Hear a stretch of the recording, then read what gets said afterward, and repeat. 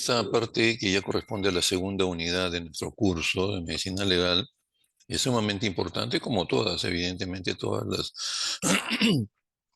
las partes o las áreas que a través de los diferentes temas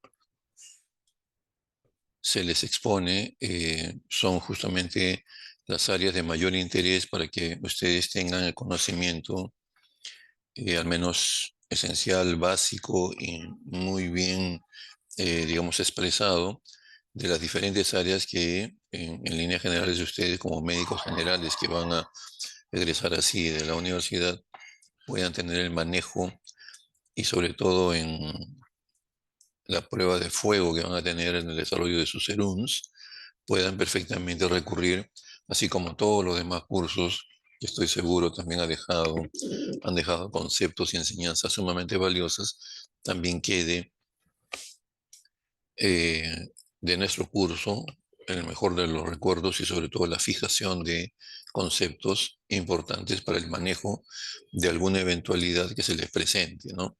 Mencionábamos con algunos alumnos que ustedes van a tener una gran probabilidad en el SERUMS de que, por ejemplo, se les solicite una evaluación de alguna persona violentada, agredida, ¿correcto? Y van ustedes que tener hacer un reconocimiento médico-legal, un examen médico-legal, una pericia médico-legal, todos esos son sinónimos, eh, para evidenciar en un documento, un certificado médico-legal, que evidentemente si es que hay presencia de lesiones, ¿no? Estipular esas lesiones, valorarlas, calificarlas con las clases que ya hemos mencionado, los seminarios también que hemos desarrollado, o sea, si alguien llega con alguna lesión, alguna agresión en el ámbito, por ejemplo, de la violencia familiar, ustedes están en la perfecta posibilidad de reconocer una equimosis, una escoriación, eh, lesiones asociadas como por ejemplo fracturas,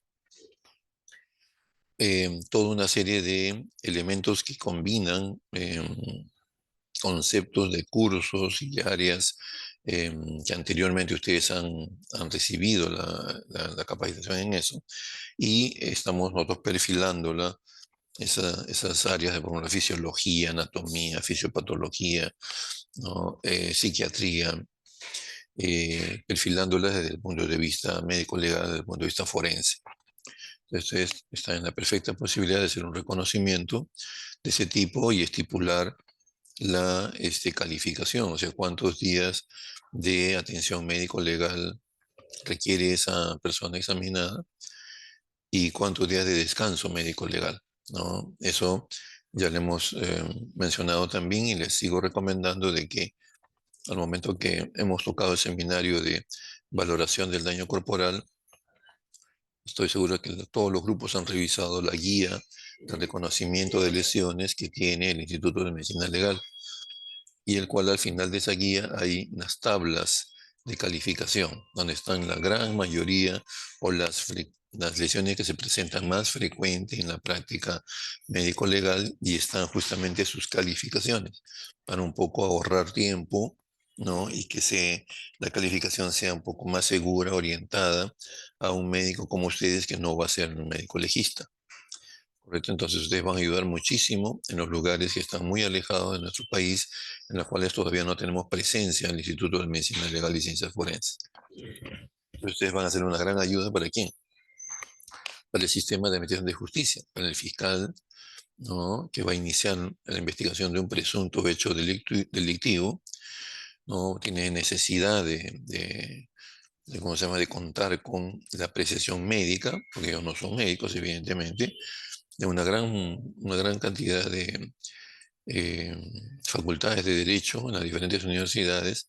Llevan el curso también de medicina legal, algunos les han llamado medicina forense, pero evidentemente como no tienen, digamos, el objetivo de salir preparados como ustedes, que son médicos o futuros médicos, a ellos se les dicta un curso pues de una profundidad no tan este, precisa, no tan detallada en las precisiones en las diferentes clases, porque solamente para un conocimiento, digamos, de línea general, ¿no?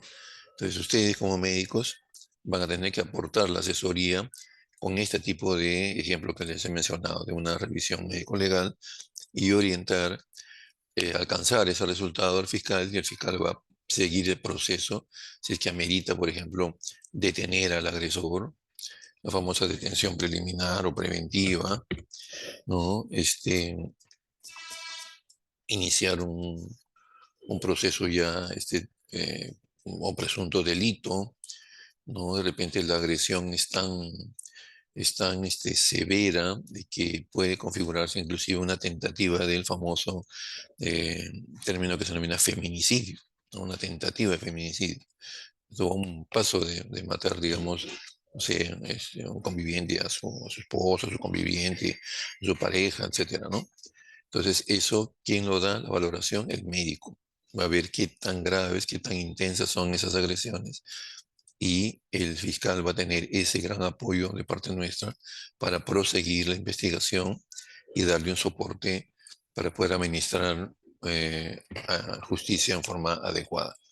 Y el área justamente de delitos contra la libertad sexual que vamos a tocar esta mañana, también de igual manera es importante tenerlo presente para que ustedes, no siendo, ni nosotros tampoco, médicos legistas, no somos ginecólogos, pero evidentemente tenemos conocimiento al por menor de todo lo que es genitales externos, tanto masculinos como femeninos.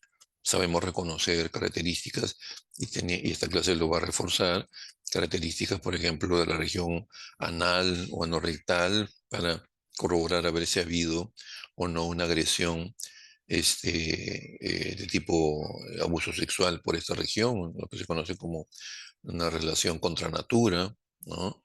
Entonces, todas esas cosas ya, digamos, nosotros asumimos de que el médico tiene conocimiento básico de esto, de anatomía, como les digo, en esta área específica que vamos a tocar en esta mañana, reconocimiento de genitales, ¿no? Y todo lo que se les va a dar como insumos para que puedan estar preparados a hacer un reconocimiento, un probable reconocimiento en esta área.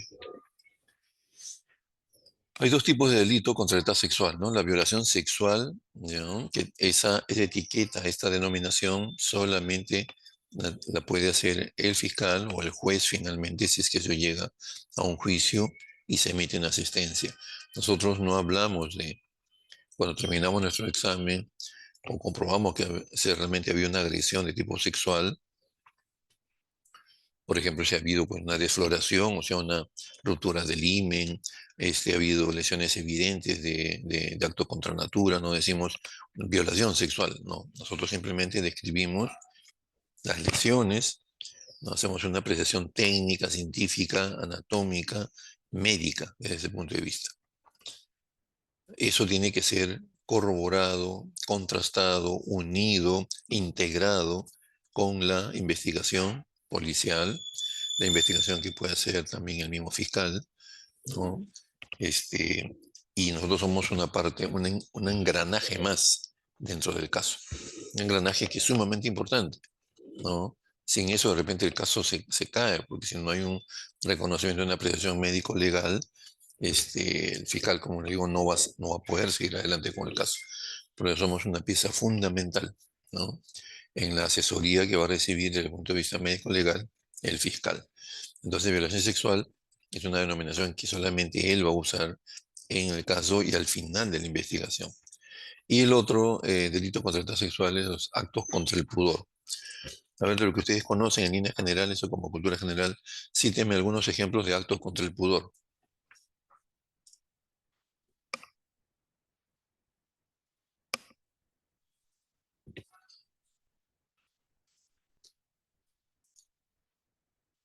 A ver, escucho.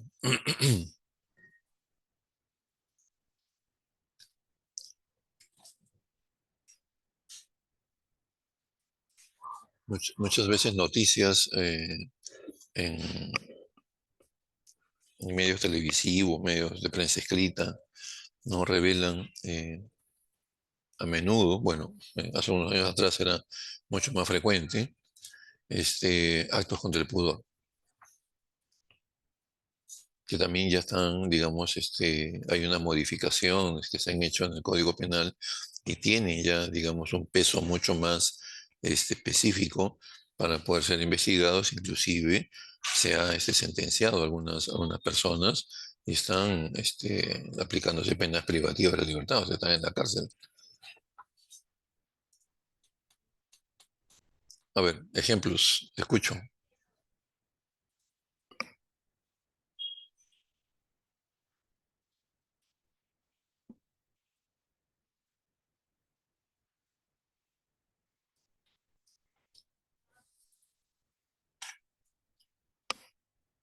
Deben haber uno o dos ejemplos de actos contra el pudor.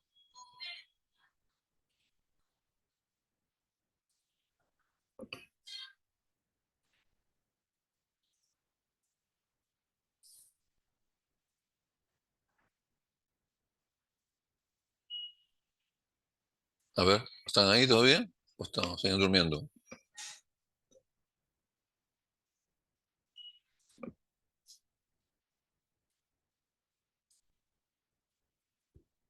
Doctor, ¿puede ser tocamientos? Tocamientos, muy bien, gracias doctora. Tocamientos indebidos, así se denomina específicamente, ¿no? Tocamientos indebidos. Otro, exhibición, Exhibicionismo, doctor. exhibicionismo, muy bien, gracias doctora. Perfecto, son dos buenos ejemplos contra ellos, ¿no? Recuerdan hace algunos años en el Metropolitano, en el metro mismo, en lo que es el tren, en la línea uno del tren que está funcionando ya hace varios años, se han sorprendido, ¿no? Varios individuos en este tipo de actos contra el pudor, ¿no? Varios se les ha detenido, se les ha iniciado todo un proceso, ¿no? Y han terminado con una sentencia. Entonces, eso también constituye, ¿no? Delitos contra la libertad sexual. ¿Por qué se dice contra la libertad sexual? Porque cada persona tiene, ya una vez, digamos, adquirido en la adolescencia, pasas a ser joven, uno tiene perfectamente la libertad de consentir con su pareja una relación sexual, ¿no es cierto? Entonces, aquí lo que se trata, el delito contra la libertad sexual, es que esa relación, ese acercamiento de tipo sexual es no consentido, es contra la voluntad de uno de los participantes en esa relación, en ese acto, ¿no? Entonces, para digamos, llevar a cabo ese tipo de, digamos, intención de tener una relación más cercana, íntima, se atenta contra la libertad de la otra persona. Estoy violentando la libertad y estoy forzándola. Y justamente ahí viene el detalle, o sea, se utiliza la fuerza, la agresión, el amedrentamiento, ¿no? Porque puede ser, por ejemplo, que en alguno de estos tipos de delito contra la sexual no haya mayor evidencia que la víctima se haya defendido, ¿no? No tenemos huellas, escoriaciones, no tenemos escoriaciones de tipo arañazo, nada de eso. Entonces el imputado, el denunciado, el agresor va a decir, no, ella consensuó, aceptó que yo tuviera relaciones sexuales con ella, pero producto de la investigación se va a demostrar que él utilizó, por ejemplo, un arma de fuego, un arma blanca durante la agresión. Entonces, evidentemente, con ese tipo de amenaza, la víctima no va a poder, pues, ni mover una pestaña, como se dice, no va a poder oponer resistencia. Por lo tanto, evidentemente la relación pareciera que ha sido consensuada, no ha sido eh, del libre acuerdo entre las dos partes de esta situación que se está investigando, pero ahondando en la investigación ya se demuestra que no ha sido así, ¿no? Entonces, hay un buen porcentaje que ella revela, sí, ¿no? La agresión, la fuerza bruta, el forzamiento, la utilización de la fuerza, vencer resistencia. Otra modalidad de disminuir la resistencia es también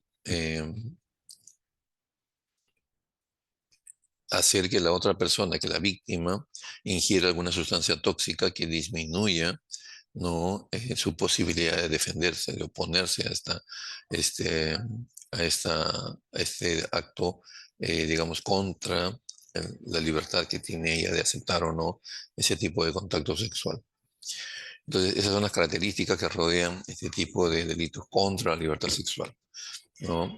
Digo, cada uno es libre de aceptar tener relación con otra persona, ¿no? Pero cuando ya se utiliza el amedrentamiento, la coacción, la fuerza, la violencia, ya cae en el ámbito de que es un delito. Bien.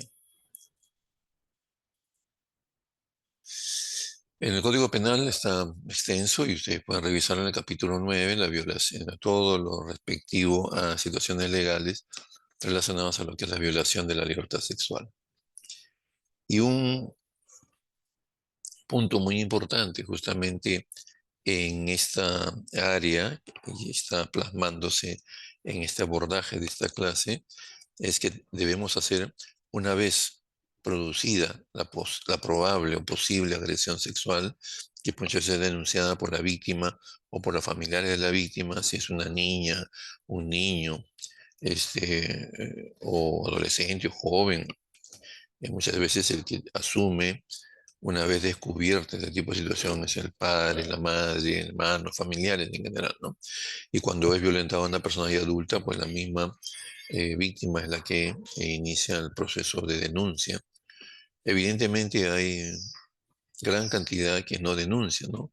Por temor, por vergüenza a que sigue este proceso y todo el mundo, comenzando por la familia, se entere que ella o él ha sido agredido sexualmente, también una serie de razones por las cuales hay un considerable subregistro de denuncias de delitos contra la libertad sexual, ¿no? Prefieren abordarlo en el círculo muy íntimo de la familia y muchos deciden no denunciar, no hacer mayor acción legal, para evitar una serie de situaciones que lamentablemente alrededor, digamos, del núcleo familiar en la sociedad mismo, va a ser un poco de situación que va constantemente a ser eh, revisada y la gente va a comenzar a hablar, a emitir una serie de juicios. Entonces muchos prefieren ante esto y otro tipo de causales no denunciar, ¿no? Entonces hay un número por debajo de lo que realmente debería evidenciarse como denuncias contra este tipo de delitos, ¿no? Por este tipo de delitos. Ok, entonces, al momento de hacer una evaluación, si se nos solicita una vez ocurrido el delito, ocurrida la violencia de tipo sexual, este, evidentemente lo primero que se hace es coordinar con la policía, la fiscalía, medicina legal, para que pueda, evidentemente, realizarse un examen, una evaluación integral, ¿no? Para descartar lesiones, ¿no? En general, a nivel de todo, digamos, eh, de todo el cuerpo, inclusive no solamente físicas. Posteriormente que pase la revisión médico-legal, puede también pedirse una evaluación de tipo psicológica o psiquiátrica para terminar, digamos, de hacer un examen integral, ¿no? Una evaluación integral. Em, pero entonces, volviendo a la parte netamente de descubrir si hay alguna lesión o evidencias físicas, se tiene que revisar detalladamente todas las áreas corporales y dentro de ellas darle, digamos, mayor eh, afianzamiento en la revisión de lesiones en dos grandes áreas, ¿no? En el área genital, de genitales externos estamos hablando, ¿no? Por ejemplo, si es la agredida, es una persona de sexo femenino, y ahí va, digamos, gran parte de la clase del de hoy, orientada a la revisión de lo que es genitales externos. Toda la región vulvar, ¿no? Estamos hablando de toda la vulva, zona de implantación del vello pubiano, o sea, el monte de Venus, labios mayores, labios menores, ¿no? Un componente muy importante en víctimas de sexo femenino, que es el himen, ¿no? Revisar la integridad del himen y complementando esto, tenemos que también, para lo que decíamos hace unos momentos, descartar que haya una agresión contra natura, o sea, que haya habido una penetración a nivel anal, por vía anal, también tenemos que revisar esa región, ¿no? En víctimas de sexo femenino, entonces vamos a revisar todo lo que es genitales externos y también la región anal. En víctimas de sexo masculino, de igual manera, revisamos genitales externos, porque también pueden haber, de hecho, lesiones ahí y definitivamente en la región anal también, ¿no?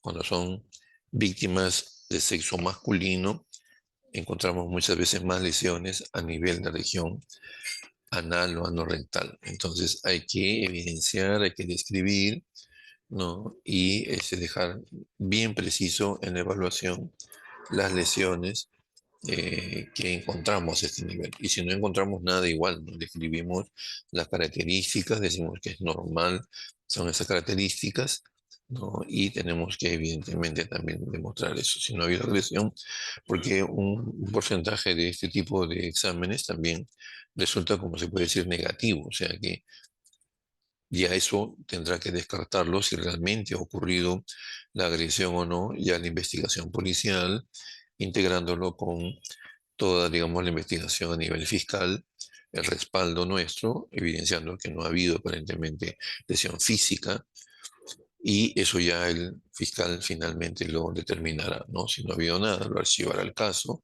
o procederá de otra manera de acuerdo a sus competencias. Entonces, la evaluación integral refiere eso, ¿no? Evaluación en ambas víctimas de sexo femenino, todo lo que es genitales externos, y vamos a hacer mucho énfasis en la evaluación de genitales externos femeninos y un componente muy importante que es el himen.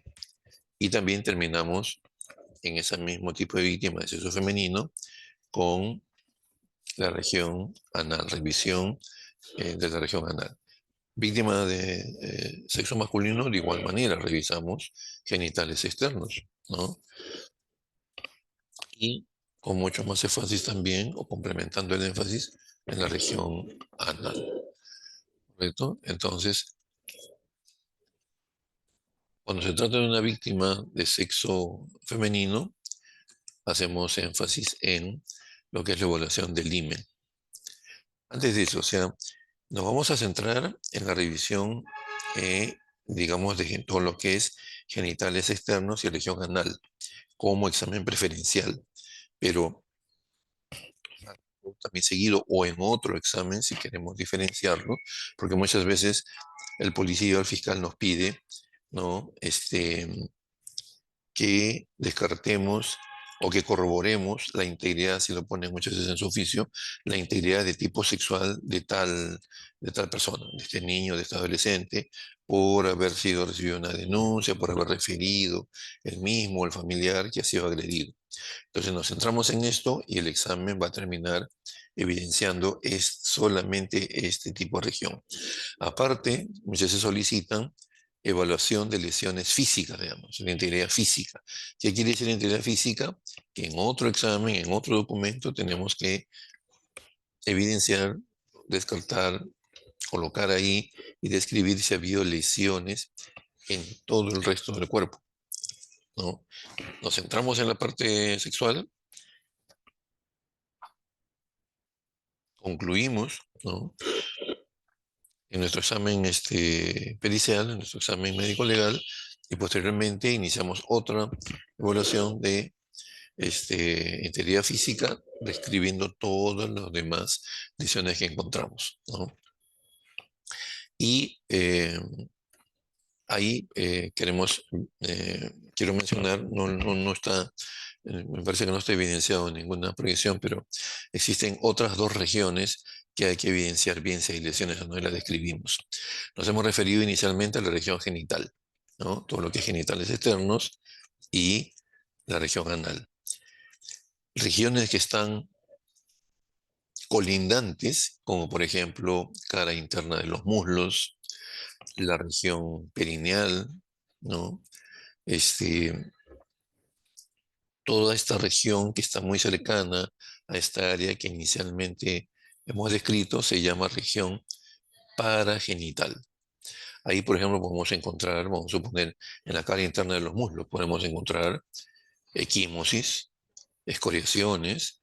Muchas veces la persona agredida hace fuerza con los, con los muslos, no, no permite, digamos, el abordaje a nivel genital y evidentemente el agresor golpea, presiona, ¿no?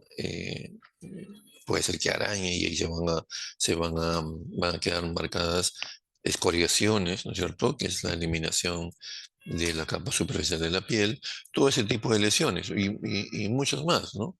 Que nosotros encontremos y evidenciamos. Entonces, en esa región próxima se denomina región paragenital y las regiones más alejadas se denominan regiones extragenitales. Por ejemplo, podemos encontrar pues una equimosis a nivel de, o múltiples equimosis en los miembros superiores. Por ejemplo, el victimario u otra persona que es parte de la agresión sujeta fuertemente a la víctima para que el otro agresor no consume, digamos, la agresión sexual. Entonces, ¿qué va a dejar ahí?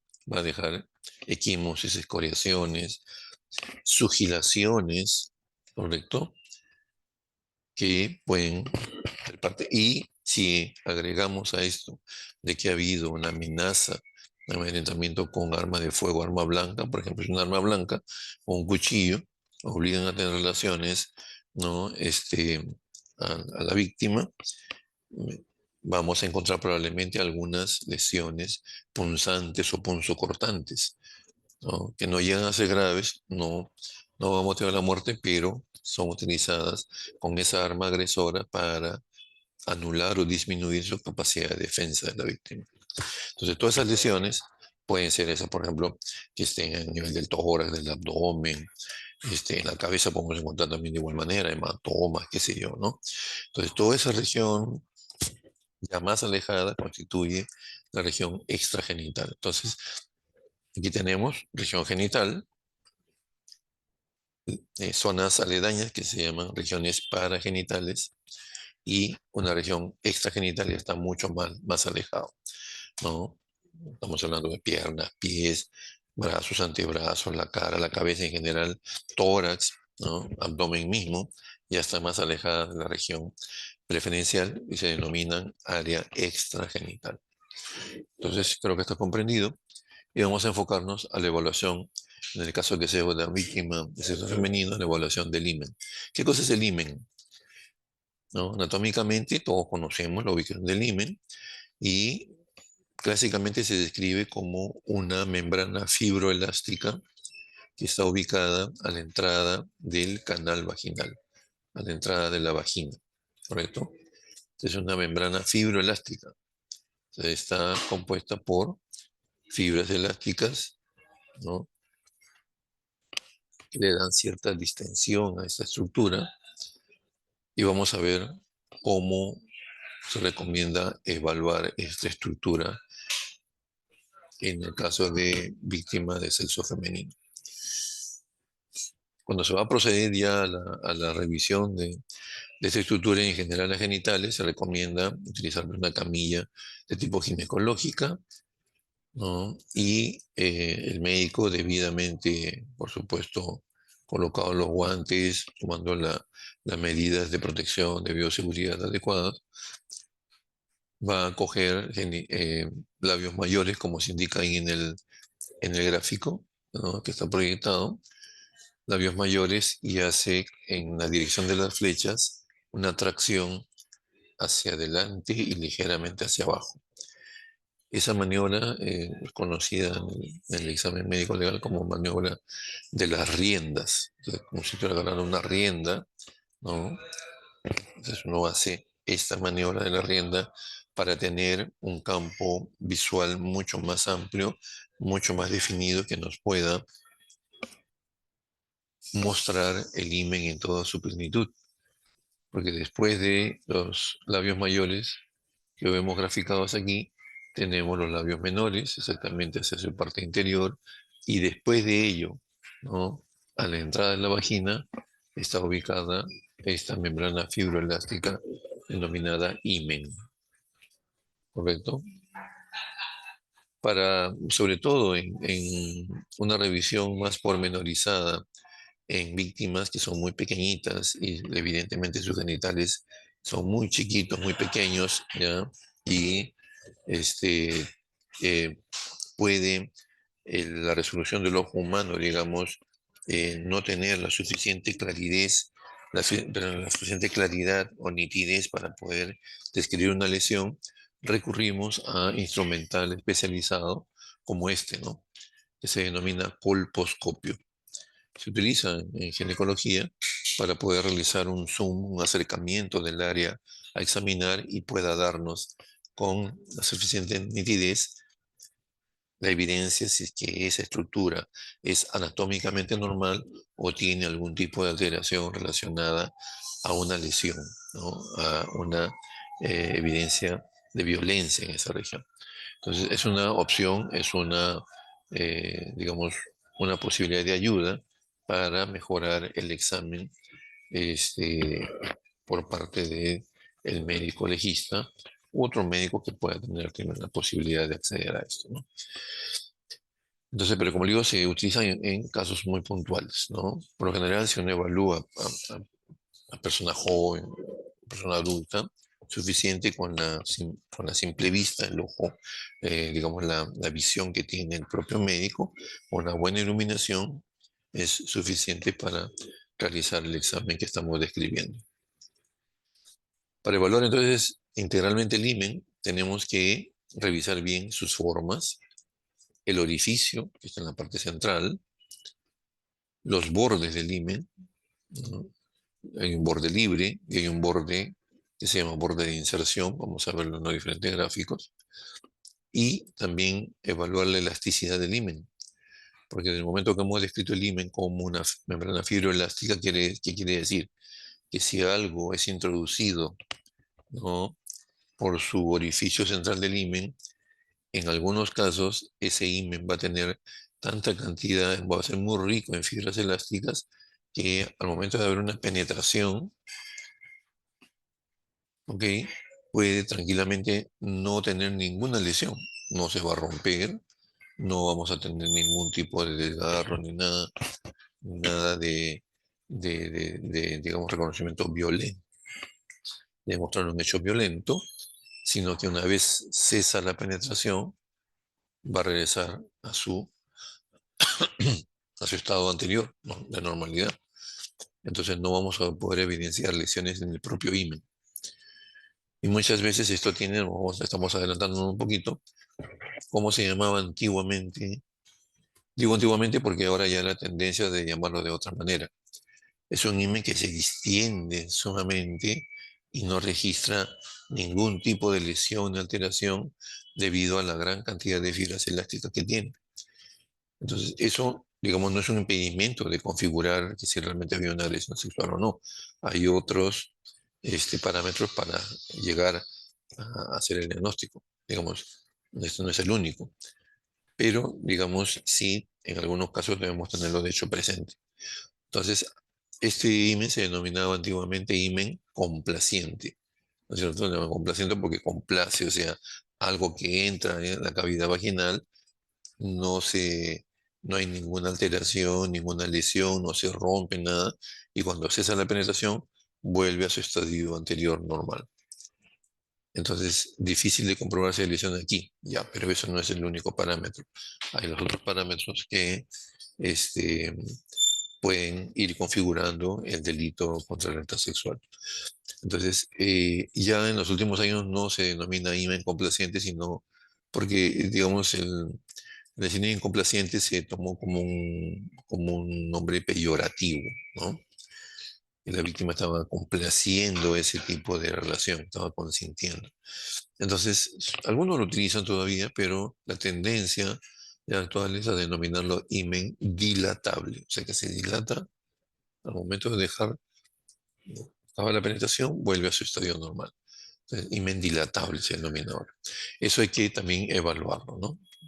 Porque la membrana definida como himen, membrana fibroelástica, es una membrana que normalmente en la gran mayoría de mujeres es una membrana que está semitensa, ¿no? No está tensa, no es rígida, ¿no? Pero está, en algunos casos, esa membrana no está tan semitensa ni semirrígida, sino más bien tiene tal cantidad de tejido fibroelástico que muchas veces termina siendo como redundante, ¿no? Y eso le da las características de... Sí, sí, ya lo hemos hecho. Bien, entonces, hay que valorar entonces estos 4 puntos con respecto a al imen que nos está ocupando en esta exposición. Entonces, las formas del himen, como primer punto, ¿verdad? Forma del himen, orificio, bordes y la elasticidad. Con respecto a las formas del himen, existen formas típicas y formas atípicas, ¿no? Miren que no decimos normales y anormales, ¿no? Porque no, acá no cabe hablar de normalidad ni anormalidad, sino formas típicas y atípicas. Las típicas son básicamente dos formas que vamos a pasar a exponer. Aquí están las formas atípicas, vamos a regresar posteriormente a, esta, a este PPT. Pero las formas típicas son estas. La forma anular, es el himen anular. Anular viene de anillo, ¿no es cierto? Algo que tiene forma de circunferencia, forma redondeada, ¿no? O forma anular. Entonces aquí vemos en la proyección los labios mayores, que están acá ya pigmentados, ¿no? Labios menores, un poco más, de hecho más pequeños en la parte interior de los mayores, y al haber aplicado justamente la maniobra de las riendas, nos expone toda la entrada del canal vaginal y delante de este está esta membrana fibroelástica denominada himen, que tiene en líneas generales las siguientes partes, ¿no? Esta línea que estoy describiendo con el puntero, ¿no? Con se denomina línea de inserción o de nacimiento del himen, ¿cierto? Esto es lo que está, digamos, insertado o aquí nace, ¿no? Prácticamente en la pared, de la pared de inicio de la entrada vaginal, se llama línea de inserción o línea de nacimiento himeneal, ¿correcto? Después viene el himen propiamente dicho, que es la membrana fibroelástica que hemos descrito al comienzo del tema, ¿no? Membrana fibroelástica ubicada, que en este caso es semitensa, ¿no? Ubicada en la entrada de la vagina. El himen propiamente dicho, en algunos textos lo van a encontrar con la siguiente palabra también, orla himeneal, O-R-L-A, orla himeneal, o sea que es el grosor, el himen propiamente dicho, se llama orla himeneal. Entonces tenemos dos componentes, línea de inserción, el himen propiamente dicho o la orla himeneal, y al centro tiene el orificio, ¿cierto? En este caso un orificio único, y este orificio está delimitado por los bordes. Esos bordes son los que en un gran porcentaje van a presentar cuando de hecho no ha habido todavía ningún abordaje no sexual, ninguna penetración en este lugar, van a presentar lesiones, que más adelante vamos a ver cómo se denominan esas lesiones. ¿Correcto? Entonces ahí tenemos los componentes del himen. Este himen tiene forma redondeada, tiene forma de anillo, por eso se denomina himen anular.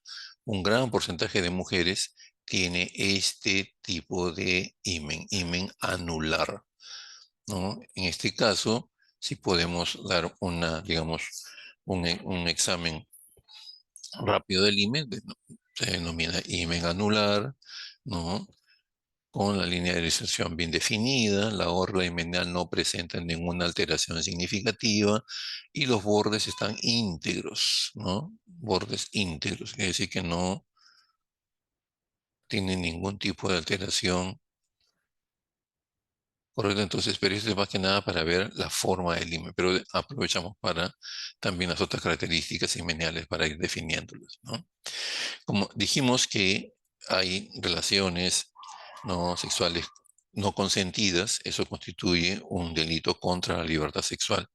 Y la penetración, digamos penetración en líneas generales, porque no solamente puede penetrar a la cavidad vaginal o a la cavidad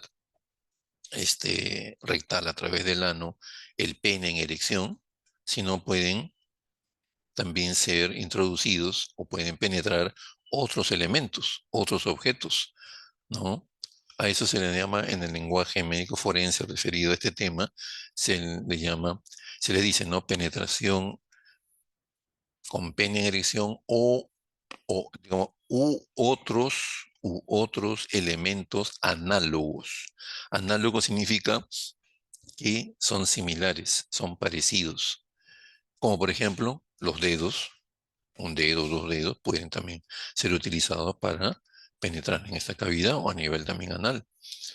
Puede utilizarse, qué sé yo, pues un palo de escoba, no sé, el pico de una botella, ¿no? O sea, tantas cosas que pueden ser utilizadas y también eso está considerado en el espectro de, digamos, de concreción del delito contra la libertad sexual. No solamente es la penetración o la introducción del pene en erección, ojo, sino de cualquier otro elemento denominado elemento análogo. También está considerado y es alegro. O sea, no solamente nos restringimos a que haya una relación con penetración del pene, ¿no? Inclusive, no solamente puede ser ese nivel vaginal, anal, sino también a nivel bucal, por ejemplo, ¿no es cierto? O sea, el sexo oral definitivamente tiene, o puede ser un componente, parte del delito contra la libertad sexual. Puede haber sido obligada la víctima a hacer el sexo oral al, al abusador, al victimario, ¿no?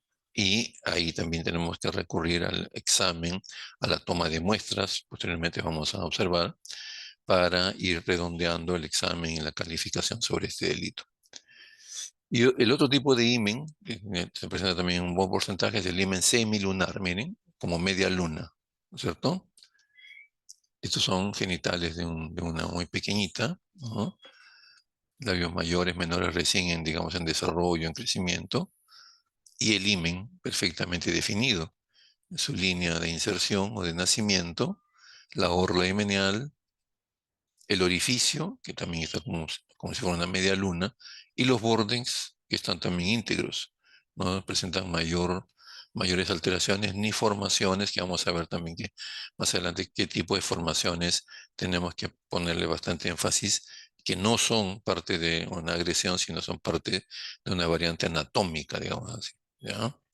Ok, entonces son dos formas típicas de himen, himen semilunar y el himen anular. Y regresamos al PPT anterior, que eran las formas atípicas. Hay varias, por ejemplo, el septado, por ejemplo, que tiene un septum, un tabique. El redundante, que es como si sobrara tejido, ¿no es cierto? Hay repliegues inclusive de la orla himeneal. El cribiforme es el que tiene no tiene solamente un solo orificio, sino tiene múltiples orificios, como una criba. La criba es como sinónimo de coladera, ¿no es cierto? Una coladera, un cernidor, tiene múltiples orificios, ¿verdad? Entonces, por eso se le ha denominado esta himen si presentara en el caso himen cribiforme. El imperforado, que quiere decir que no presenta, ¿no?, orificio ninguno, es membrana completa. Eso sí puede traer, digamos, pues, alteraciones, ciertos problemas de punto de vista ginecológico cuando la persona que ha sido detectado el himen imperforado llegue a la adolescencia o la pubertad y ocurra la menarquia, el primer sangrado menstrual. Va a tener que, de hecho, llevar a un ginecólogo para tratar de solucionar esa imperforación del himen, ¿no? Y ya algo un poco más raros, el himen fimbriado, fusión de labios menores, etcétera, ¿no? Como es muy poco porcentaje, hemos encontrado solamente una fotito del himen septado, que vamos a ver más adelante, que es como una de las variantes de himen atípico, ¿no? Acá hay, digamos, un esquema que representa a la derecha. El esquema uno es el himen anular, un poco para compararlo, ¿no? El, el, el esquema 2 es el himen septado, tiene un septum al centro, ¿no? De su orificio. Y el himen cribiforme, ahí está, múltiples orificios, no solamente uno ni dos, sino múltiples, ¿no? Como una criba, como una coladera.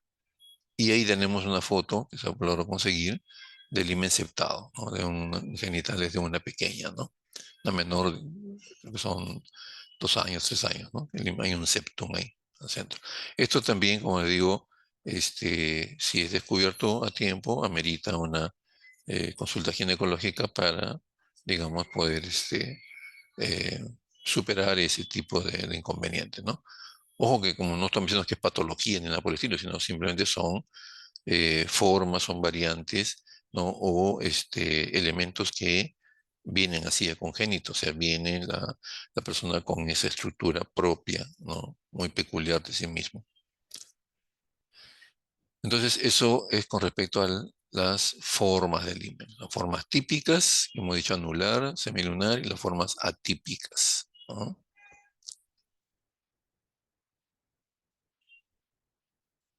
Luego, el segundo punto que voy a revisar, aparte de la forma, es el orificio himenial.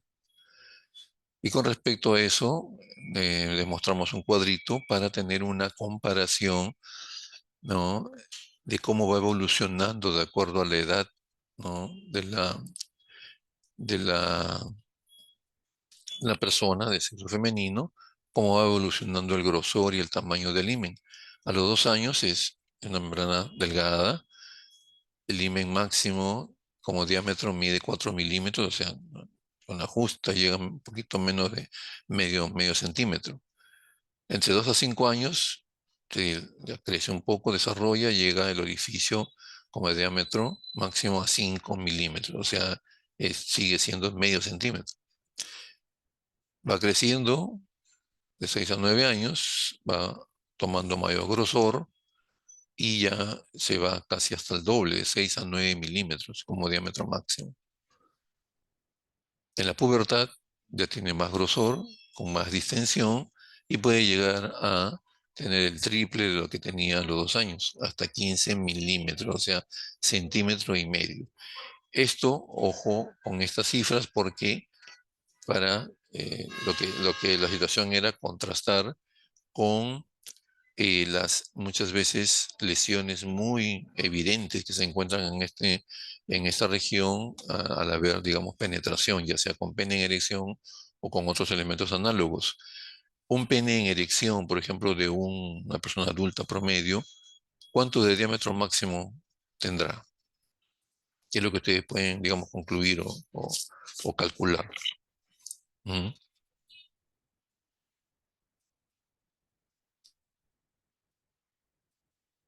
Tendrá 2 centímetros, 3 centímetros. También es algo peculiar, personal, ¿no? Pero en promedio podemos estar hablando de 2 centímetros, 2,5 centímetros, 3 centímetros, ¿no? Entonces imagínense, algo que está en erección, cuyo diámetro máximo es 2,5 centímetros a 3 centímetros, vendría a ser el doble o triple prácticamente del diámetro máximo que alcanza de acuerdo a la edad. Por lo tanto, ese pene en erección que ingresa a la fuerza, a cavidad vaginal o de hecho va a producir lesiones muchas veces de moderadas a graves, ¿no?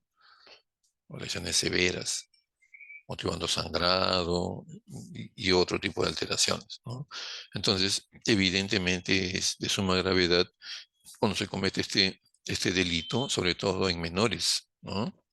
Y vemos con cierta cotidianidad, ¿no? La agresión de niñas, pues, de 2 años, 3 años, 5, 8 años, 10 años, ¿no?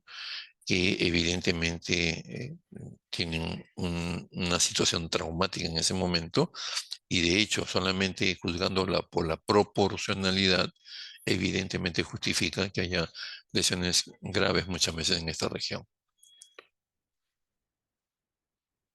Ok, entonces con respecto al orificio, vemos, ¿no?, que va evolucionando, ¿no?, de acuerdo a la edad. Luego el otro elemento eran los bordes del himen, que justamente decíamos, aquí tenemos que poner especial cuidado porque estos bordes son los que van a evidenciar lesiones, alteraciones llamadas desgarros, ¿no? Los bordes, en primer lugar, como hemos mencionado, pueden ser íntegros, o sea que no tienen ningún tipo de alteración, como hemos mostrado, lo volvemos a mostrar aquí en el himen anular, ¿no? No hay ninguna alteración, todo está totalmente parejo en la superficie en cuanto al borde, totalmente regulares los bordes. Existe otro detalle que también es algo congénito, que son escotaduras.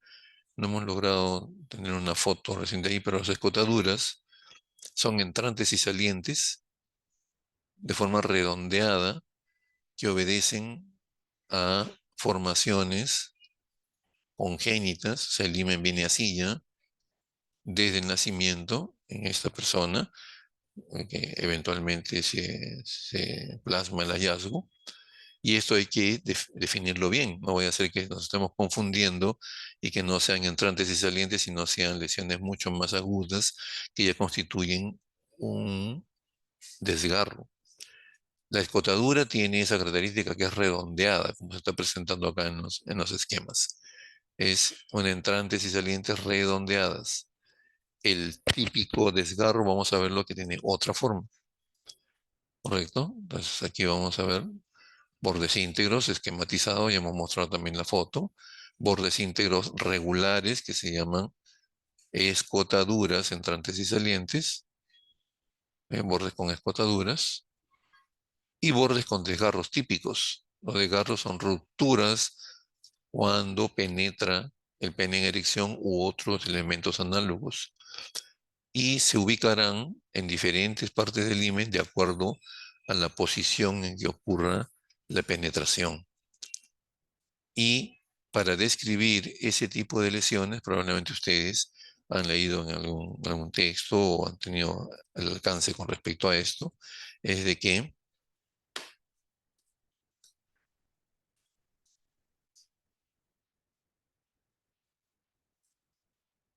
para que quede plasmado en el informe y sea comprendido, no solamente por los médicos legistas, sino por cualquier médico de cualquier especialidad, y más aún esto como tiene que llegar al fiscal o al juez, si es que eso se judicializa, eh,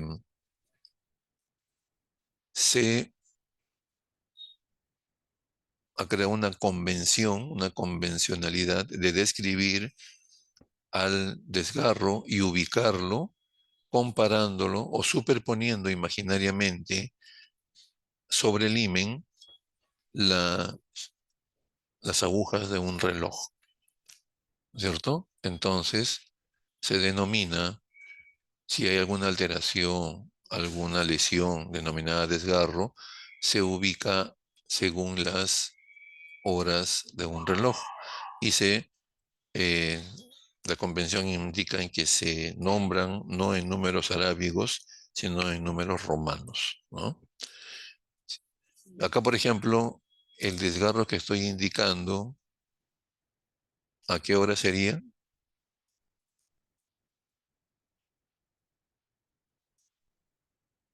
Este que estoy indicando, ¿a qué hora sería el desgarro A la en la una, ubicación? ¿A dos, la, ¿A qué hora?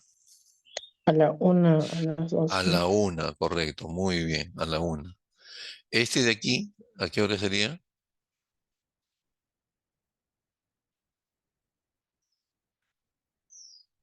Este de aquí, del gráfico central, estoy a las señalando ahí 7, con el cursor, a las 7, muy bien, a las 7. Entonces se dice desgarro, vamos a ver las características, que sea completo o incompleto, a horas 7, y se pone horas y el número romano 7. En el gráfico de la derecha, el de abajo es desgarro a horas 6. El de arriba sería horas 12. ¿Correcto? Entonces, esta denominación y esta convencionalidad es entendible por todo, digamos, el espectro médico, ¿no? Y también ya a nivel de- se ha generalizado o se va generalizando y entendiendo a nivel de los fiscales y jueces que son abogados, ¿no? Básicamente. Que al comienzo cuando no se hacía mucho énfasis, no sobre eso se malentendía y había malas interpretaciones que, digamos, tenían que corregirse y creaban ciertos vicios, ¿no? Porque si uno decía aquí, por ejemplo, este, el médico describía desgarro reciente, completo, ahora 5, se evidencia también un desgarro completo, ahora 7, y la interpretación en un inicio era, ha sido violada a las 5 a las 5 de la tarde, pues, y a las 7 también nuevamente, ¿no? Entonces, ¿a qué se está refiriendo a horas? Horas 5, horas 7. Entonces ya se generalizó, se explicó bien y ahora ya la convención es entendida, digamos, por la gran mayoría de profesionales, ¿no?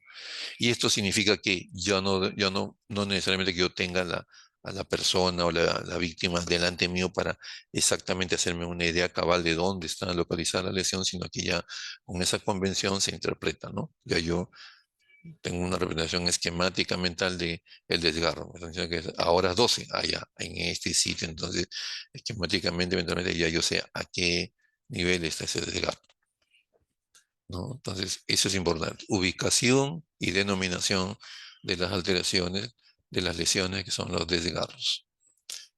Acá, por ejemplo, son genitales de pequeñitas, ¿cierto? Acá hay un sangrado activo que viene del canal vaginal. No se visualiza mayormente, ¿no? Por la sangre, algunos típicos lesiones, pero aquí, por ejemplo, sí, ¿no? ¿Esto qué correspondería? Esto es labio mayor o menor,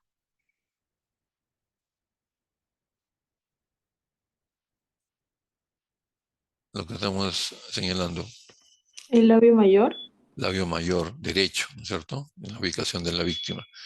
Aquí había como especie de una lacera, como un corte, ¿no es cierto? Una herida cortante, ¿no? Entonces habría que investigar, pero se describe como tal, como lo que vemos, ¿no? Entonces también, de hecho, ha habido penetración. También hay que demostrarlo si es con el pene o con otro elemento análogo, pero ha habido, de hecho, ¿esto qué cosa es, por ejemplo? Esta lesión, ¿a qué corresponde? Esta área violácea,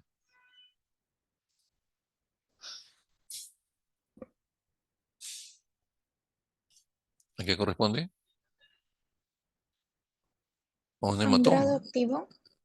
No, el sangrado activo es este que está en el piso, digamos, vaginal, ¿no? En la pared posterior vaginal. Pero esta zona de aquí es una equimosis, que corresponde a un hematoma. Hematoma pequeñito, ¿cierto? Eso revela que ha habido contusión, ha habido presión, ha habido fuerza, ¿no? Que ha generado ruptura de vasos sanguíneos, producto de probablemente la intención de penetrar ahí, ha ocasionado esto. Entonces, describimos como hematoma, ¿no? A nivel himenial, el himen está bien delgadito aquí, ¿no? ¿Entre qué horas? Hematoma de color violáceo, quiere decir que de hecho ha ocurrido una lesión aquí. ¿Entre qué horas está acá este hematoma?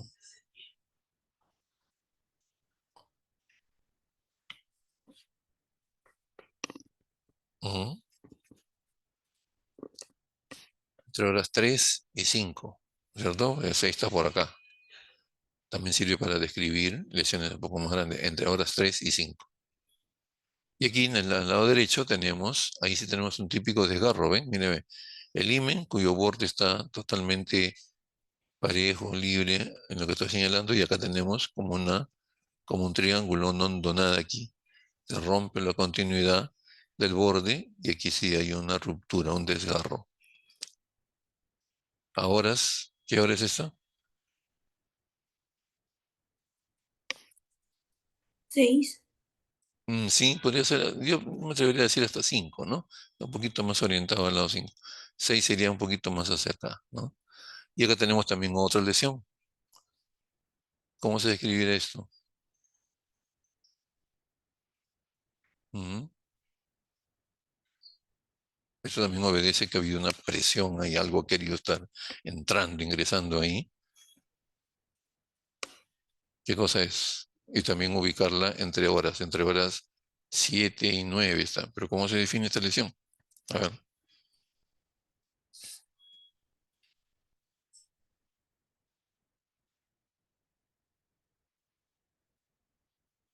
Ujú.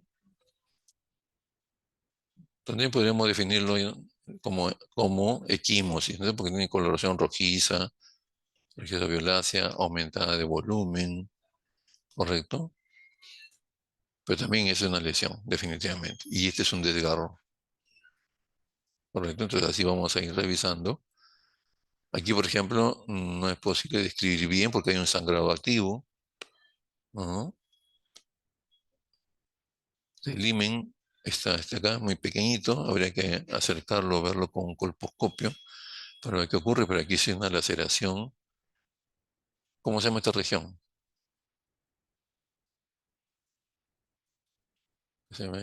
Hay una solución de continuidad en la piel. ¿Cómo se llama esta región? Anatómicamente. Por eso es importante que desempolven sus conocimientos anatómicos, porque esto no necesitan ser médicos legistas para decirme qué región es esta. A ver, ¿Tiene, doctor? a ver, no escucho muy claro. ¿Qué región? Sí, a ver, ¿Perineal? dígame. Perineal, ¿no es cierto? La región perineal, exacto. Se describe, se mide, ujú, y aquí es donde proviene el sangrado activo. Entonces aquí también ha querido ver introducción o penetración a nivel del, miren acá el orificio muy pequeñito, el himen aparentemente está íntegro, ¿no? Probablemente la niña ha puesto resistencia, el agresor ha insistido y ha producido esta laceración, esta solución de continuidad a nivel del himen, ¿no? ¿Y qué más? ¿Esta es la horquilla a nivel vaginal o no? ¿Es una de la horquilla también? ¿Está comprometida? Eso se lo dejo a ustedes para que describan, pero está bien. También en la región del inicio, la región perineal, se advierte esta lesión. ¿Te das cuenta? Ahora, los desgarros son de dos tipos, ¿no? Vamos a la clasificación, vamos a ver, no sé si acá esté definido en, en texto. No. Los desgarros son recientes o son antiguos. Y también los recientes se clasifican en desgarros completos e incompletos. Los recientes significan que ocurrieron desde el momento que estoy haciendo el examen hasta 10 días antes. Presentan elementos de tipo flogótico, evidencia de, por ejemplo, en este caso, miren, ve, lo que hemos visto, ¿no? Acá equimosis, correcto. Acá también está rojizo. Quiere decir que eso es reciente, ha ocurrido. ¿Podemos decir con precisión horas, días? No. O sea, si hablamos reciente, significa que la agresión ha ocurrido desde el momento que yo estoy revisando a la persona hasta 10 días antes. ¿Por qué 10 días antes? Porque si ya pasa más tiempo, ya se acentúa el proceso de cicatrización y el desgarro va a aparecer con otras características que vamos a ver más adelante y ya va a pasar a denominarse desgarro ya no reciente, sino antiguo. A ver, entonces aquí tenemos labios mayores, labios menores, el himen, correcto, la borla himeneal, que es un poco engrosada, correcto, los bordes están parejos, hasta aquí que encontramos una lesión cuyos bordes están rojizos, rojizos violáceos. ¿Se dan cuenta? Es como si fuera un triángulo, ¿no? Que el ángulo más agudo está apuntando hacia dónde? Hacia la línea de inserción. Y llega hasta la línea de inserción.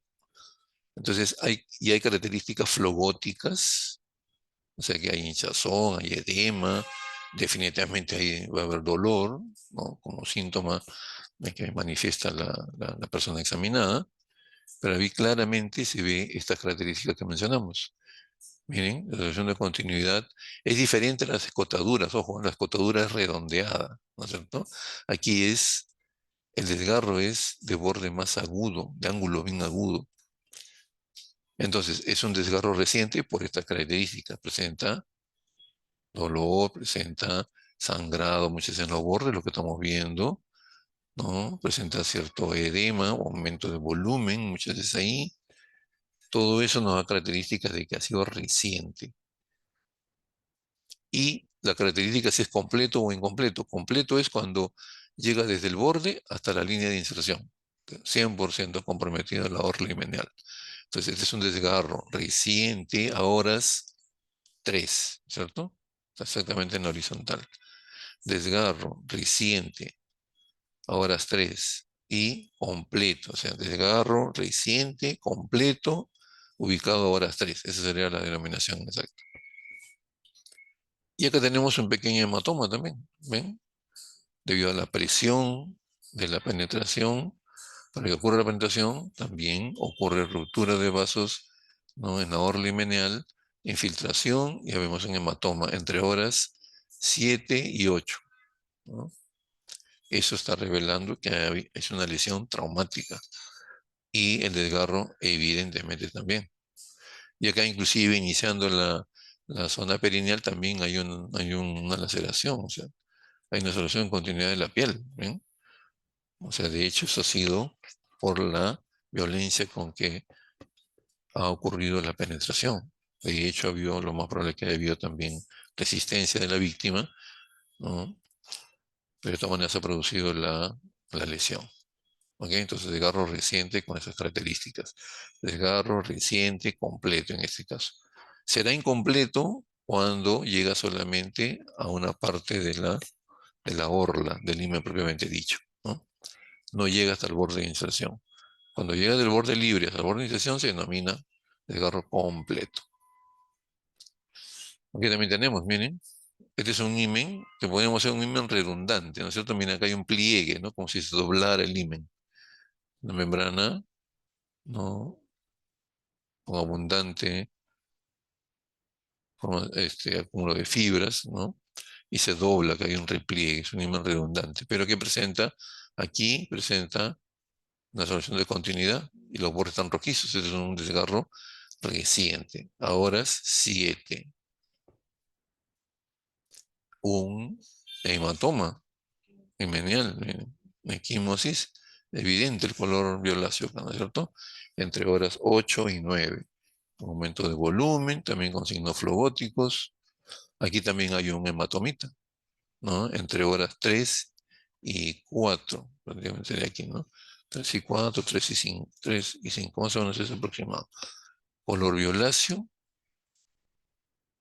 producto de que algo ha querido penetrar por ahí, ha presionado y había una infiltración hemorrágica, ¿no? Entonces, aquí hay lesiones recientes. Ahora, la antigüedad, esta es una foto que no está muy bien. Aquí está, ¿qué signos de antigüedad estamos viendo aquí? Cuando pasan más de 10 días y se acentúa ya la cicatrización ocurre a base de fibras, de fibroblastos, ¿no es cierto? Y eso macroscópicamente da señal de color blanquecino. Hay una suerte de querer reparar el daño ocasionado.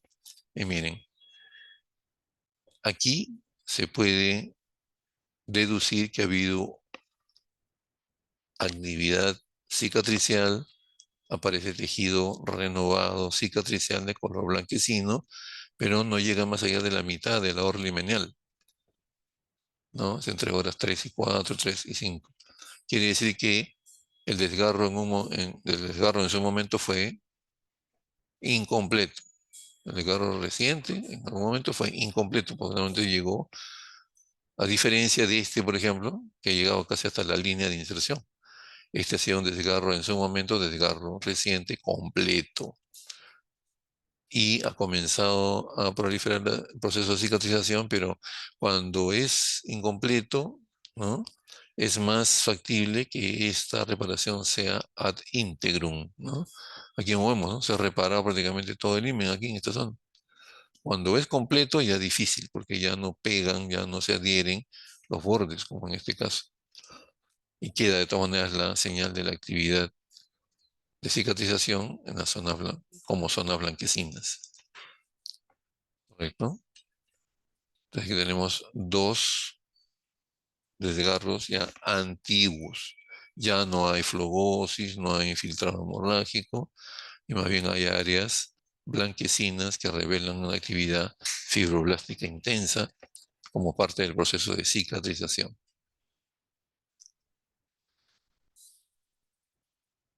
Carúnculas mirtiformes, perdón, sí. Sabemos que las carúnculas mirtiformes son restos de himen. Aquí, por ejemplo, ya no existe himen en la parte inferior. Y aquí son como unos mamelones. ¿Por qué? Porque al momento que ocurre partos vaginales, la salida del producto de la gestación produce un barrido, digamos, entre comillas, del himen. Y cuanto más partos ocurran, va a llegar un momento que ya no va a existir himen prácticamente. Aquí ya en la parte inferior casi no hay, ¿no? Eso se denominan carúnculas mirtiformes, ¿no? Restos de himen que quedan, ¿no? En la ubicación de esta membrana, pero que existen de esa manera porque revelan, ¿no? Partos vaginales, ¿no? Transformaciones o pocos de himen, restos de himen, producto de partos vaginales. Eso se llaman carúnculas mirtiformes. Desgaste del borde, miren, un borde, un orificio tremendamente grande, ¿no? De un buen diámetro. Acá va a tener la orla limenial, es muy delgadita, inexistente casi. Esto probablemente es una actividad de penetración más frecuente, entonces se va desgastando el borde, ¿no? No hay signos de mayor cicatrización, de repente ha sido un himen dilatable en un inicio, por eso es que ha habido un aumento de su orificio central, ¿no? Del borde se va desgastando. La elasticidad del himen, ¿no? Se puede observar, miren, este es un himen redundante, ven que ahí también hay un repliegue, y evidentemente si uno lo examina, ¿no? De repente con mucho cuidado con un hisopo, va a ver que la membrana es sumamente también elástica, no hay una tensión ni está semitensa como debería estar, pero sí hay, digamos, eh, la denuncia dice que sí ha habido penetración con pene en erección, y en los exámenes auxiliares que vamos a ver se evidencia en este caso presencia en el fondo del saco, en el fondo del canal vaginal, presencia de espermatozoides. Eso quiere decir que si ha habido penetración, no hay ninguna lesión evidente, porque este himen tiene gran cantidad de fibras elásticas. Quiere decir que ha penetrado algo, lo más probable pene en erección, ha habido inclusive eyaculación, porque se ha reportado presencia de espermatozoides en el hisopado de canal vaginal, ¿no? Y cuando ha cesado la penetración, regresa a su estado normal, sin evidenciar daño. Esto quiere decir, una pregunta sería, ¿esto quiere decir que es imposible demostrar violación o, digamos, delito contra el acto sexual en este caso? No, porque justamente las otras áreas paragenitales y extragenitales, en este caso sí revelaron lesiones, y el examen auxiliar reveló espermatozoides. ¿Correcto? Entonces se va configurando si un caso de delito, a pesar que el himen esté prácticamente íntegro. Entonces no necesariamente va en contra de un diagnóstico evidente de delito contra el sexual, al encontrar, digamos, un himen sin lesiones, no nos va a decir automáticamente que no ha habido una penetración eh, contraria a la libertad de la persona, no de la víctima. Entonces, eso se llama himen complaciente. Ahora último ya se recomienda o está digamos, eh, hay una mayor tendencia a denominarlo himen dilatable, no complaciente, no dilatable, ¿correcto? Aquí hay otro himen dilatable, ¿no? Un diámetro bastante grande, pero los bordes completamente regulares, sin ningún tipo de alteración, ningún tipo de desgarro. Y al fondo hay una secreción que se fue tomada y aquí también revela la presencia de espermatozoides. Eyaculación al interior de la vagina y presencia de espermatozoides. Lesiones en las otras regiones, lo cual va configurando un delito contra la libertad sexual, ¿no? Bien, entonces todos estos detalles se van afinando en el examen del himen y pasamos a la evaluación de la región anal.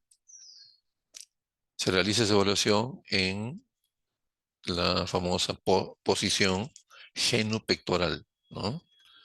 Miembros inferiores flexionados, ¿no? En esta posición, en la camilla.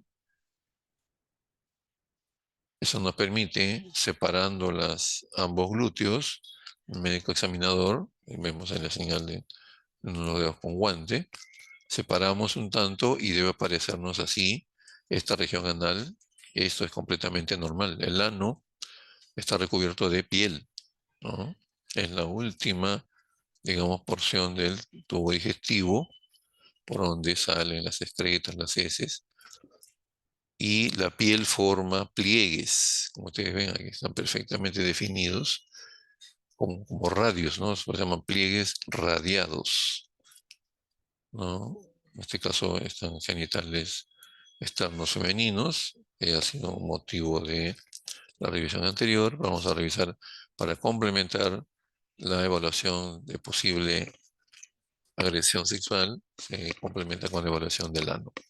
Pliegues radiados, completamente normal, y vemos que el ano también, ¿no? La región ano rectal es una cavidad virtual, no está permanentemente dilatada ni abierta, sino debido al esfínter anal, ¿no? Al momento que salen las deposiciones, se abre y luego se cierra. ¿Correcto? Por eso es que esa es la característica normal de esta región, la que estamos apreciando. Es una movida un poco, está borrosa, pero miren,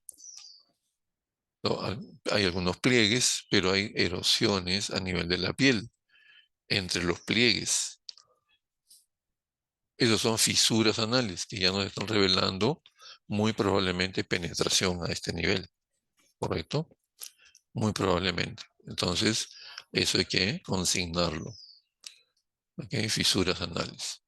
Es como decir los desgarros a nivel himeneal, ¿no? Acá hay un borramiento de pliegues, miren, ya los pliegues prácticamente no existen, está toda la piel aplanada. Y aquí vemos algunas líneas blanquecinas que nos revelan cicatrices. O sea, esto es, digamos, una fisura o una alteración de una lesión que es antigua, ¿correcto? Haciendo su comparación con las lesiones en el himen, esto vendría a ser un desgarro o una fisura antigua a nivel anal, lo que revela penetración a este nivel que ha ocurrido ya más allá de los 10 días. El borramiento de pliegues, ¿por qué? Debido a la continuidad de la relación contra natura. O sea, algo que penetra continuamente, penetra y sale, va borrando los pliegues dérmicos. En algunos casos podemos detectar, ¿no?, paquetes hemorroidales, que producto de la actividad también igual anorrectal podrían estar inflamados, hay que verlo eso, hacer una diferencia bastante precisa. Y aquí están los pliegues, están dentro de la normalidad. Lo que pasa es que sí hay paquetes hemorroidales, ¿no? Podría ser por estreñimiento, por múltiples causas que motivan ese aumento de volumen. Eso hay que irlo estudiando y detectando oportunamente. Una hipotonía anal, ¿no? Una penetración crónica, ya no se cierra, ya aquí no es una cavidad virtual, sino una cavidad real. Esto motiva pues el escape de deposiciones, ¿no? Debido a que el tono del esfínter anal ha sido vencido, ¿no? Entonces ya no está cerrado esta cavidad virtual, sino está abierto, semiabierta, casi en forma permanente. Esto motiva entonces la hipotonía, ¿no? Marcada del esfínter anal. Finalmente, una vez terminado eso, describimos llegamos a especificar si ha habido lesiones, si ha habido desgarros a nivel himeneal, laceraciones o fisuras a nivel anal, lo colocamos ahí y procedemos a la toma de muestras para descartar si es que refiere la víctima que ha habido eyaculación de por medio, entonces pedir el examen espermatológico. Si hay espermatozoides, decirle al fiscal que pida inmediatamente la intervención del laboratorio de ADN. Si hay pelos en general, ¿no?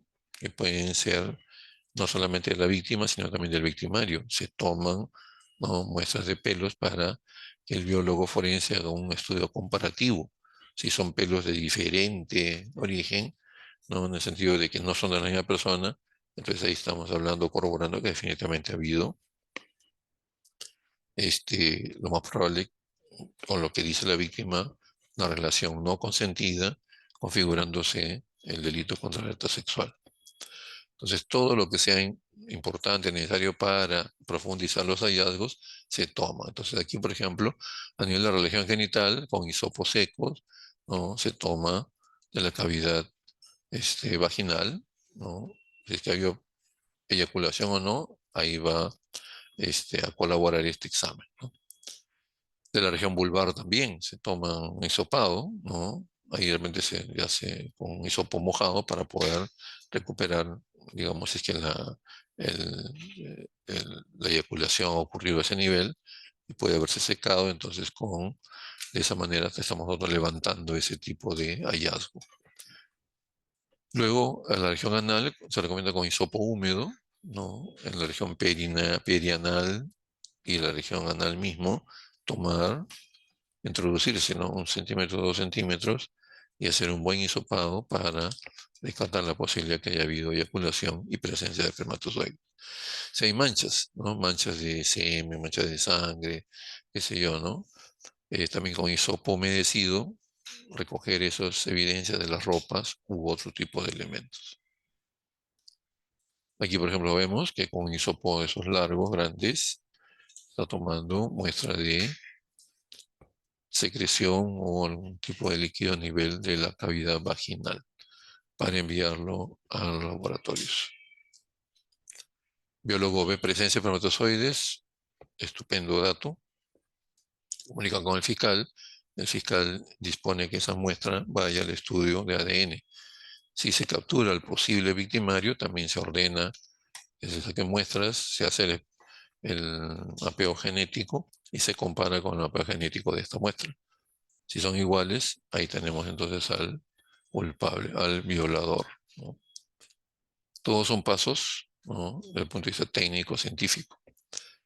Luego, para llegar a un posible diagnóstico, por ejemplo, puede haber sido transmitida una enfermedad, ¿no? De origen sexual a través de esta relación que ha habido. Entonces, ¿qué hacemos? Tomamos también de ese hisopado, ¿no?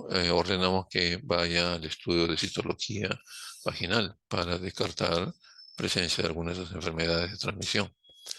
Igualmente a nivel de sangre solicitamos descarte de enfermedades de transmisión sexual, considerando también HIV, hepatitis B, etcétera, ¿no?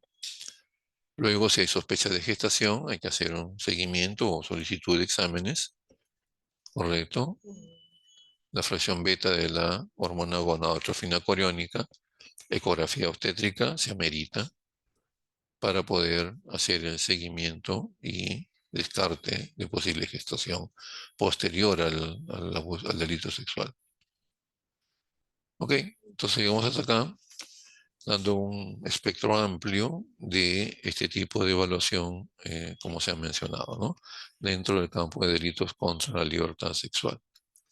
Ok, ¿alguna pregunta? Doctor, tengo una pregunta. Sí, En el sí, caso sea una niña con abuso sexual sí, y quisiera evitar el riesgo de que obviamente la niña quede embarazada del abusador, ¿se le sí. podría dar una píldora anticonceptiva del día siguiente? Claro, o sea, ¿O sí o sí tengo que hacer el control no, de... eso ya, digamos, tiene que coordinarse con el MINSA, con salud. Desde el punto de vista médico legal, nosotros nos limitamos solamente a hacer la evaluación y evidenciar si había lesiones o no, hacer la toma de muestras, pero evidentemente eso tiene que ser coordinado, como bien dice usted, doctora, en forma casi simultánea o paralela, para, si hay ese riesgo, bajo los lineamientos del MINSA, poder otorgar ese tipo ¿cómo se llama?, hacer ese tipo de prevención, ¿no? Así es. Si usted está trabajando en el MINSA, por ejemplo, y tiene a disposición ese tipo de elemento y está, digamos, debidamente facultado para ello, se ejecuta, ¿no? Pero eso ya en la atención que haya fuera de este tipo de requerimiento.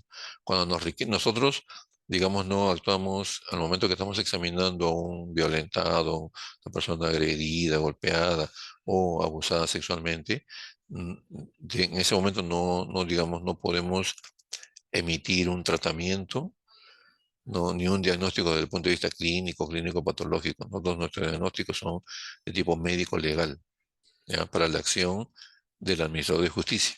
Pero indudablemente, ¿no? Yo envío al otro colega que está en el puesto, o si yo lo hago, pues bueno, tengo que derivarlo inmediatamente allá, ¿no? O ahí si está en las mismas instalaciones, si usted se le ha solicitado que apoye, evidentemente sí se tiene que, ¿cómo se llama esto? ¿Cómo le va a hacer las coordinaciones paralelas, inmediatas? ¿Ya? ¿Ok? ¿Se entendió?